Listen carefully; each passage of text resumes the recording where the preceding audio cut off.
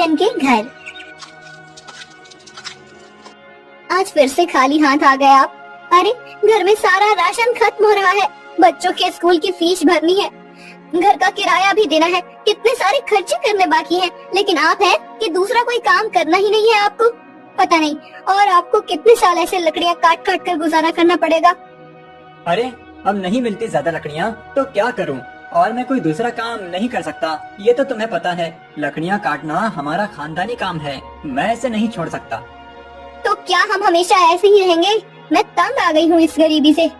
तुम चिंता मत करो, मैंने सुना है कि गांव के बाहर जंगल में कई पेड़ हैं। मैं कल से वहां जाकर लकड़ियां तोड़कर फिर उन्हें बेचकर घर आऊंगा। देखता हूँ थोड़े पैसे मिल जाएं तो। अगली सुबह रामकिशन लकड़ियाँ तोड़ने अपनी कुल्हाड़ी लेकर जाने लगा। अनीता, कुछ खाने को दे दो, साथ लेकर जाता हूँ। जंगल के बीच पता नहीं कितना समय लगेगा। जी, सब्जी तो नहीं है, सिर्फ सूखी रोटी है, वही ले जाइए। रामकिशन जंगल में आ गया। वह आकर, अरे वाह, यहाँ तो बहुत बड़े बड़े पेड़ हैं। मुझे पहले ही यहाँ आना चाहिए था। अगर पहले आ जाता तो ज्यादा लकड़ियाँ काट कर ज्यादा पैसे कमाता। अनीता की शिकायत भी थोड़ी कम हो जाती। चलो कोई नहीं, पहले नहीं तो अभी ही सही। चलो काम पर लग जाओ रामकिशन। रामकिशन लकड़ियाँ तोड़ने लगा। बहुत देर लकड़ियाँ तोड़ने के बाद वो थक गया और बैठ गया। उसने अपने साथ लाई हुई रोटी खाई और पानी पी लिया। फिर तोड़ी हुई लकड़ियों की 2 गड्डियाँ बनाई और उन्हें सर पर उठाकर ले जाने लगा। गांव में आकर, लकड़ियाँ ले लो, सूखी हुई लकड़ियाँ ले लो, अरे भाई लकड़ियाँ ले लो। कोई भी रामकिशन की लकड़ियाँ नहीं खरीद रहा था। रामकिशन आगे जाने लगा। वो बहुत थक गया था। उसे लग रहा था कि अब इतनी सारी लकड़ियाँ उसे घर ले जाने पड़ेंगी। तभी, अरे ओ लकड़ी वाले, जरा रुको तो। जी मालिक, आपको लकड़ी चाहिए क्या? हाँ चाहिए तो, लेकिन दाम कितना है एक गड्डी का? जी 50 रुपए। क्या, एक गड्डी का 50 रुपए? ये तो बहुत महंगा है। मालिक, अगर दोनों गड्डियाँ एक साथ ले लो तो मैं 80 रुपए में दे दूंगा। इतनी महंगी लकड़ी? ये लकड़ी तुम अपने घर में तो नहीं बनाते, ऐसे ही कहीं से तोड़ कर लाते हो? फिर इतने ज्यादा दाम क्यों रखते हो? 60 रुपए में देते हो तो ले लेता हूँ दोनों गड्डियाँ। मालिक, लकड़ी तो ऐसे ही लाते हैं, लेकिन उसे तोड़ने के लिए मेहनत भी तो लगती है। कितनी दूर जंगल में जाना पड़ता है, सूखा पेड़ ढूंढना पड़ता है, फिर लकड़ी के छोटे छोटे टुकड़े करके उसकी गड्डियाँ बनानी पड़ती हैं। अब इतनी मेहनत का कुछ तो फल मिलना चाहिए ना। चलो ये बात भी ठीक है, ना तुम्हारा ना मेरा। तुम ये दोनों गड्डियाँ मुझे 70 रुपए में दे दो। देखो वही थोड़ी दूर पर मेरा एक ढाबा है। मुझे चूल्हा जलाने के लिए रोज बहुत सारी लकड़ियों की जरूरत पड़ती है। अगर तुम मुझे कम दाम में लकड़ी दे दोगे तो मैं तुमसे ही खरीदूंगा। और चलो, ढाबे पे जो बचा हुआ खाना होगा उसमें से भी थोड़ा तुम्हें दे दूंगा। अब तो ठीक है? ठीक है मालिक, आप 70 रुपए में ले लीजिए ये सब लकड़ियाँ। मैं कल भी आपके ढाबे पर पहुँचा दूंगा। सूखीराम को लकड़ी बेचकर उसके ढाबे से थोड़ा खाना लेकर रामकिशन घर आ गया। ये क्या लेकर आए हैं? खुशबू तो बड़ी अच्छी आ रही है। लगता है आज बहुत ज्यादा पैसे मिले हैं। ज्यादा तो नहीं, लेकिन एक ग्राहक मिला है जिसे रोज लकड़ियों की जरूरत पड़ती है। ये लो, उसी ने ये खाना दिया है और ये 70 रुपए 2 गड्डियों के। क्या 2 गड्डियों से सिर्फ 70 रुपए? आप तो एक गड्डी 50 रुपए में बेचते हो। 30 रुपए का घाटा। अरे वो छोड़ो, ये देखो कि रोज के लिए एक ग्राहक मिल गया। हाँ, पैसे थोड़े कम हैं, लेकिन ठीक है, उसके बदले में खाना भी तो दे रहा है ना। ऐसे ही दिन बीत रहे थे। एक दिन जब रामकिशन लकड़ी तोड़ रहा था, तब उसके हाथ से उसकी कुल्हाड़ी छूट गई और चींटियों के बाम्बी पर गिर गई। उस बाम्बी से कड़कड़ ऐसी आवाज आई। अरे ये क्या, लगता है चींटियों की बनाई हुई ये बाम्बी टूट गई। अब चींटियां बाहर आएंगी और मुझे काटने लगेंगी। चलो अभी जाता हूँ यहाँ से। रामकिशन जा ही रहा था कि उसे पीछे से आवाज आई। रुको मूर्ख। रामकिशन ने मुड़ कर देखा तो उसके सामने पूरे शरीर पर मिट्टी लगे हुए एक ऋषि खड़े थे। मूर्ख, तूने मेरी बरसों की आराधना को तोड़ दिया है। मुझे माफ कर देना ऋषिवर, मेरे हाथ से ये गलती से कुल्हाड़ी छूट गई और इस छत्ते पर जाकर गिरी। मुझे लगा कि अब ये चींटियां बाहर आकर मुझे काट लेंगी, इसीलिए मैं भाग रहा था। तुझे क्षमा नहीं, दंड मिलेगा। मैं तुझे श्राप देता हूँ कि तू अभी के अभी एक कौवा बन जाए।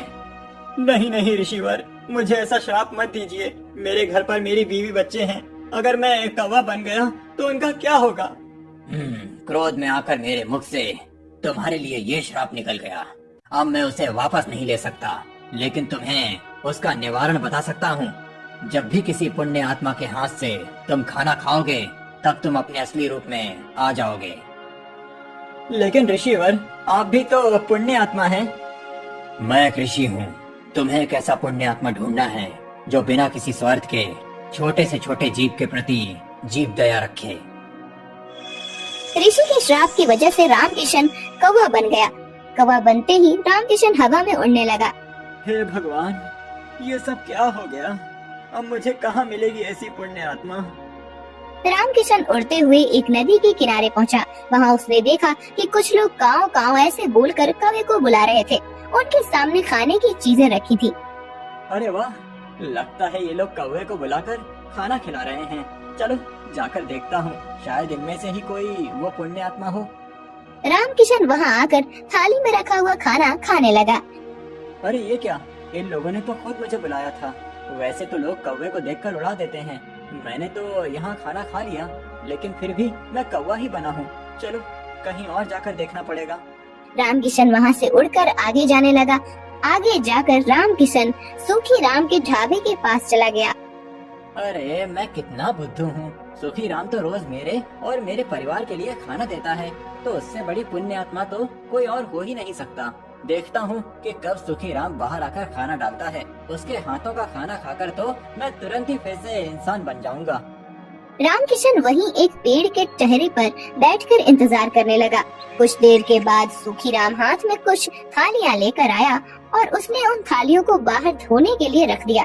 सुखी राम के जाते ही रामकिशन ने वहां आकर थाली में बचा हुआ खाना खा लिया, लेकिन फिर भी वो वैसे के वैसे ही था। रामकिशन उड़ते उड़ते ऋषि के पास आया और ऋषिवर, आपने तो कहा था कि मुझे ऐसी पुण्य आत्मा ढूंढना है जो किसी भी जीव के प्रति जीव दया रखे। आज मुझे नदी के किनारे कुछ लोग दिखे जो कौवे को बुला बुलाकर खाना दे रहे थे। मैंने उनके पास जाकर उनकी थाली में से खाना खा लिया। फिर मैं सुखी राम के ढाबे पर गया। सुखी राम तो मुझे रोज खाना देता है। वो सारी थालियाँ पंछी, कुत्ते, बिल्लियों के लिए रख देता है। मैंने उसकी हाथ की थाली से भी खाना खा लिया, फिर भी मैं इंसान क्यों नहीं बना? बेटा, तुम जिन लोगों के बारे में बात कर रहे हो, उन दोनों के दिलों में स्वार्थ की भावना थी। पहले तुम नदी तट पर गए।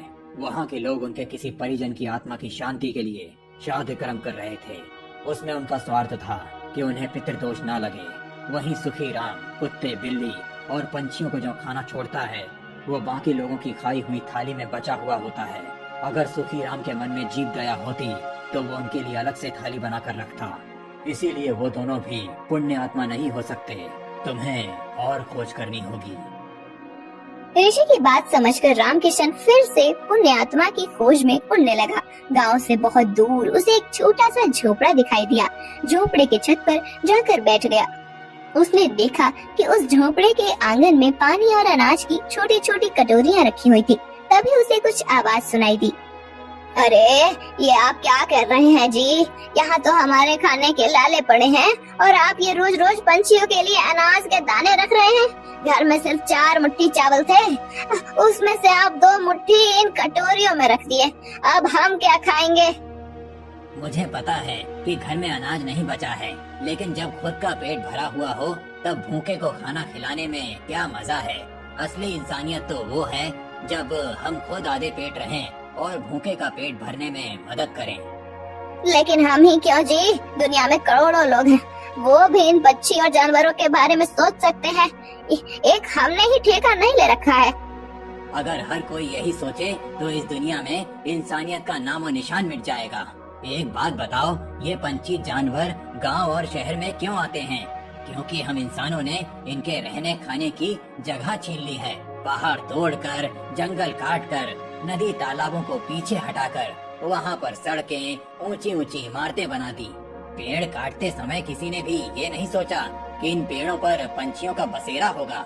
पेड़ों पर लगने वाले फलों से भूख मिटाते होंगे। सबको सिर्फ अपनी तरक्की चाहिए, फिर चाहे किसी का घर ही टूट जाए। लेकिन मैं ऐसा नहीं सोचता।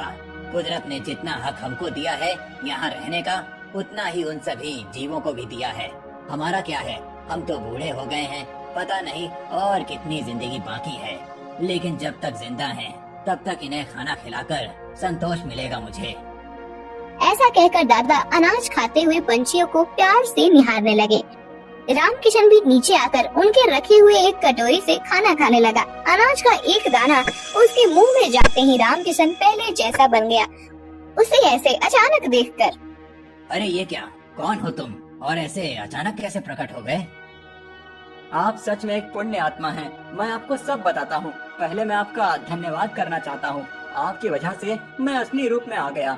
आपका बहुत बहुत धन्यवाद। फिर रामकिशन ने रिसीवर वाली सारी कहानी दादाजी को बताई।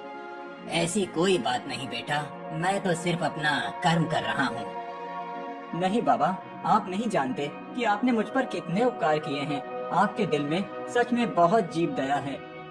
रामकिशन खुश होकर अपने घर आ गया। उस दिन के बाद रामकिशन बहुत मेहनत करके तरक्की करने लगा। धीरे धीरे उसके अच्छे दिन आ गए।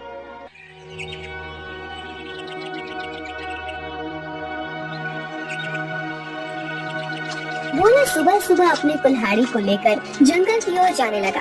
भोला रोज लकड़ियाँ तोड़कर लाता और गांव में जाकर बेचता। जो भी थोड़े पैसे मिलते उससे जैसे तैसे अपना पेट भरता। उस दिन जब भोला लकड़ी काटने गया, उसने देखा कि बहुत सारे पेड़ पहले से ही कटे हुए हैं। फिर अरे ये क्या, लगता है आज कलवा मुझसे पहले आकर लकड़ियाँ तोड़कर चला गया। वैसे भी कलवा को तो मुझसे बहुत ज्यादा लकड़ियों की जरूरत होती है, इसीलिए आया होगा। चलो अब जंगल के और अंदर जाना होगा। भोला और अंदर चला गया। उसने देखा कि बीच जंगल में बहुत से पेड़ थे। उन पेड़ों को देखकर, अरे वाह, यहाँ पर तो बहुत सारे पेड़ हैं। अगले 2 महीनों तक भी रोज लकड़ियाँ काटो तो भी कम नहीं पड़ेंगी। भोले ने पेड़ काटने के लिए कुल्हाड़ी उठाई। तभी उसने देखा कि ऊपर एक बंदरिया अपने नवजात बच्चे के साथ उस पेड़ पर बैठकर फल खा रही थी। वो बंदरिया इतने प्यार से अपने बच्चे को पकड़कर बैठी थी कि उनका प्यार देखकर भोला रुक गया। ये क्या करने जा रहा था मैं? अगर मैंने ये पेड़ काट दिया, माँ बंदरिया और उसके बच्चे का घर टूट जाएगा। नहीं, मुझे ऐसा नहीं करना चाहिए। शायद इस पेड़ पर बहुत सारे फल हैं, इसीलिए ये बंदरिया यहाँ रहती होगी। चलो मैं कोई ऐसा पेड़ काटता हूँ जिस पर किसी जानवर या पंछी का घर ना हो। भोला और आगे चला गया। उसने अपनी जरूरत के अनुसार लकड़ियाँ काटी और उन्हें बेचने चला गया। ऐसे ही दिन बीतते रहते हैं। भोला रोज उस बंदरिया और उसके बच्चे को देखता। कभी कभी भोला बंदरिया को खिलाने के लिए घर से रोटी भी ले आता। एक दिन जब भोला लकड़ी काटने गया, तब उसने देखा कलवा उसी पेड़ पर कुल्हाड़ी चला रहा था जिस पेड़ पर उस बंदरिया रहती थी। कलवा को उस पेड़ को काटते देख, अरे कलवा, ये क्या कर रहे हो? ये कैसा सवाल है? भगवान ने आंखों की जगह बटन लगाकर भेजा है क्या? दिखाई नहीं देता? लकड़ी काट रहा हूँ। वो तो मैं देख रहा हूँ कलवा, लेकिन इस पेड़ की लकड़ी क्यों काट रहे हो? किसी और पेड़ की लकड़ी काटो। पेड़ पर देखो, एक बंदरिया का घर है, उसके साथ उसके नवजात शिशु भी है कलवा। तो क्या हुआ? वो बंदरिया किसी और पेड़ पर चली जाएगी। इतने सारे पेड़ तो हैं। लेकिन कलवा, लेकिन वेकिन कुछ नहीं। चल निकल जा यहाँ से, आया बड़ा मुझे सिखाने वाला। और सुन, इस पेड़ को तो पूरा मैं ही काटूंगा। ये ध्यान रखना, तुझे चाहिए तो कहीं और चला जा, नहीं तो ये देख रहा है ना कुल्हाड़ी, मुझे जरा सी भी देर नहीं लगेगी इस कुल्हाड़ी को तुझ पर चलाने में। कलवा पेड़ काटने लगा। भोला बेचारा चाह कर भी कुछ नहीं कर पाया और आगे चला गया। दोपहर के समय जब भोला जंगल से लौट रहा था, तब सपने देखा कि कलवा ने वो पूरा पेड़ काट डाला था। भोला को बहुत बुरा लग रहा था। तभी उसकी नजर पेड़ के एक बड़ी लकड़ी के नीचे गई। वो बंदरिया उस लकड़ी के नीचे मरी पड़ी हुई थी। उसे देख भोला की आंखों में आंसू बहने लगे। भोला को लग रहा था कि शायद उसके बच्चे की भी मौत हो गई है। भोला उस बंदरिया के पास गया। तभी उसने देखा कि बंदरिया ने मरते हुए भी अपने बच्चे को अपने गोद में सुरक्षित रखा था। हे भगवान, तेरी महिमा अपरंपार है। इस बंदरिया ने मरते हुए भी अपने बच्चे को गोद में सुरक्षित रखा है। सच में माँ आखिर माँ ही होती है। लेकिन अब इस बच्चे का क्या होगा? कलवा भी कितना दुष्ट है। मैंने बताया था उसे इस पेड़ पर इस बंदरिया का घर है, लेकिन उसने मेरी बात नहीं सुनी। फिर भोला ने गड्ढा खोदकर बंदरिया के शव को उस गड्ढे में डाल दिया। फिर उसके बच्चे को अपनी गोद में उठाकर अपने साथ उसे घर ले आया। उस दिन एक बात से भोला अपने छोटे भाई की तरह उस बंदर को साथ रखने लगा। एक दिन भोला लकड़ी काटने गया था, तब क्यों भोला, सुना है तूने किसी बंदर को पाल रखा है? अरे खुद का पेट तो तुझसे भरता नहीं, अब उस बंदर को क्या खिलाएगा? वो वही बंदर है कलवा, जिसकी माँ के तुम हत्यारे हो। मैंने तुम्हें कहा था कि उस पेड़ पर उस बंदरिया का घर है, फिर भी तुमने वो पेड़ काट दिया। वो बंदरिया पेड़ से गिरकर मर गई, इसीलिए मुझे इंसानियत के नाते उस बंदर को अपने साथ ले जाना पड़ा। अगर मैं उसे नहीं ले जाता तो इस जंगल में ऐसे ही उसकी मौत हो जाती। हाँ तो तू बड़ा दयावान है ना, सारी दुनिया की इंसानियत और अच्छाई एक तुझ में ही भरी हुई है ना।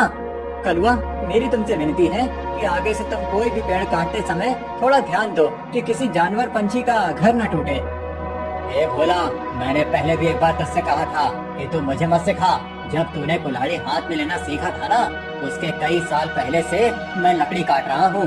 तू कौन होता है मुझे सिखाने वाला? रुक, तुझे अभी मजा चखाता हूँ। ऐसा कहकर कलवा ने भोला को पीटना शुरू कर दिया। उसे पीटने के बाद भोला को उसने चेतावनी भी दी कि आगे से अगर वो इस गांव में लकड़ी काटने के लिए आएगा तो उसे अपनी जान से हाथ धोना पड़ेगा। बेचारा भोला घर आ गया और बंदर से बात करने लगा। चलो दोस्त, अब इस गांव से हमारा दाना पानी उठ गया है। उस कलवा ने मुझे पीटकर साफ साफ चेतावनी दे दी है। अब अगर जान बचानी है तो इस गांव को छोड़कर जाना ही बेहतर होगा। चलो हम कहीं और जाकर हमारी अपनी दुनिया बसाएंगे। भोला बंदर को अपने कंधे पर बिठाकर गांव से कहीं दूर जाने के लिए निकल गया। दिन बीत रहे थे और भोला दर बदर भटकते हुए काम की तलाश कर रहा था। ना तो उसे काम मिल रहा था और ना उसके रहने का कोई ठिकाना था। जैसे तैसे अपने लिए और बंदर के लिए वो एक वक्त का खाना जुटा पा रहा था। एक दिन ऐसे ही वो थक कर एक पेड़ के नीचे बैठा हुआ था। बंदर उसके गोद में सोया हुआ था। तभी वहाँ एक योगी बाबा आए। प्रणाम योगी बाबा। कल्याण हो पुत्र, एक बात बताओ, तुम इस बंदर को ऐसे गोद में लेकर क्यों बैठे हो? बाबा, इसने अपनी माँ को खो दिया है। इसका इस दुनिया में कोई नहीं है, इसीलिए मैं इसे अपने साथ अपने घर ले आया था। लेकिन हमारे गांव के एक गुंडे की वजह से मुझे गांव छोड़ना पड़ा। अब मैं काम और सर पर छत ढूंढते हुए दर दर भटक रहा हूँ। पुत्र, तुम्हारा हृदय सच में कोमल है। तुमसे किसी का भी दुख नहीं देखा जाता। तुमने इस अनाथ बंदर की जिम्मेदारी लेकर इसे एक परिवार दिया है। तुम अगर चाहो तो मेरे साथ मेरे आश्रम में रह सकते हो। मेरे आश्रम में मेरे कुछ शिष्य रहते हैं और कई बार कितने साधु भी आते हैं। उनके भोजन और रहने की व्यवस्था की जिम्मेदारी अगर तुम उठाओ तो मुझे बहुत आनंद होगा। ये तो मेरी खुशनसीबी है बाबा। मुझे आपके साथ रहने में सचमुच खुशी होगी। लेकिन बाबा, मेरा ये बंदर भी मेरे साथ आएगा। मैं इसे कहीं नहीं छोड़ सकता। हाँ पुत्र, तुम इसके साथ आ सकते हो। भोला बाबा के साथ उनके आश्रम चला गया। भोला अब योगी बाबा के आश्रम में सफाई, भोजन व्यवस्था, हवन की सामग्री ले आना, बाबा जी के शिष्यों की सहायता करना, ऐसे सारे काम करने लगा। भोला का बंदर हमेशा उसके साथ रहता था। योगी बाबा भोला का काम और उसकी काम के प्रति निष्ठा देखकर खुश थे। बाबा हमेशा अपने बाकी शिष्य और साधुओं से भोला की तारीफ करते थे। बाबा जी का एक शिष्य था मानिक, जो भोला की तारीफ से बहुत जलता था। उसे लगता था कि भोला तो एक साधारण लड़का है, फिर भी बाबा जी उसकी बड़ी तारीफ करते हैं। जबकि मैं इतनी पढ़ाई करता हूँ, वेद पाठ करता हूँ, फिर भी बाबा जी को मेरी कोई अहमियत नहीं है। एक दिन माणिक भैया, ये लीजिए, आपके लिए ये ताजे फल लेकर आया हूँ। भोला, आजकल तुम ज्यादा आलसी हो चुके हो। तुम्हें ज्यादा खाना ना पकाना पड़े, इसीलिए तुम ये फल लेकर आते हो। ऐसी बात नहीं है भैया, वो बाबूजी ने आज सबको फलहार करने को कहा है, इसीलिए मैं फल लेकर आया था। भोला बात कर ही रहा था कि तभी उसका दोस्त बंदर आया और उसने मानिक के फल खा लिए। अरे अरे, ये क्या? अरे संभालो तुम्हारे इस बंदर को। पूरे आश्रम को सर पर उठाकर रखा है। ये बंदर मेरे फल खा गया। भोला, अभी के अभी इस बंदर को भगाओ इस आश्रम से, नहीं तो मैं योगी बाबा से इसकी शिकायत करूंगा। माणिक भैया, मैं आपसे माफी मांगता हूँ और आपके लिए और फल लेकर आता हूँ, लेकिन मेरे इस भाई को मैं अपने से अलग नहीं कर सकता। मानिक को भोला पर बहुत गुस्सा आया। उसने योगी बाबा से भोला की शिकायत की, लेकिन बाबा जी ने भोला का पक्ष लेकर मानिक को ही सुना दिया और ध्यान मग्न हो गए। आज तो हद हो गई। इसकी वजह से गुरु जी ने मुझे डांटा। इसका कुछ करना ही पड़ेगा। लेकिन इस तरह कि मेरा नाम कहीं न जाए और इसकी छुट्टी हो जाए। कुछ दिन के बाद योगी बाबा को उस गांव के राजा ने अपने राजमहल में आने का आमंत्रण दिया। योगी बाबा अपने शिष्यों के साथ भोला को लेकर राजमहल चले गए। राजा ने उनकी बड़ी आओ भगत की। 2 दिन राजमहल में रहने के बाद सब आश्रम लौटे। फिर 2 दिन के बाद राजा अपने कुछ दास और प्रधान के साथ आश्रम आए। क्षमा करें बाबूजी, यहाँ आकर आपको कष्ट दे रहा हूँ, लेकिन बात ही ऐसी है कि मुझे स्वयं आपकी भेंट लेने आना पड़ा। कोई बात नहीं, आपके आने का कारण बताइए। समझ नहीं आ रहा कैसे कहूँ बाबूजी। 2 दिनों से हमारी महारानी का नवलखा हार कहीं गुम हो गया है। समझ नहीं आ रहा कि कहाँ गायब हो गया। साफ साफ बताइए कि आप क्या कहना चाहते हैं। क्या हमारे जाने के बाद से वो हार गुम हुआ है?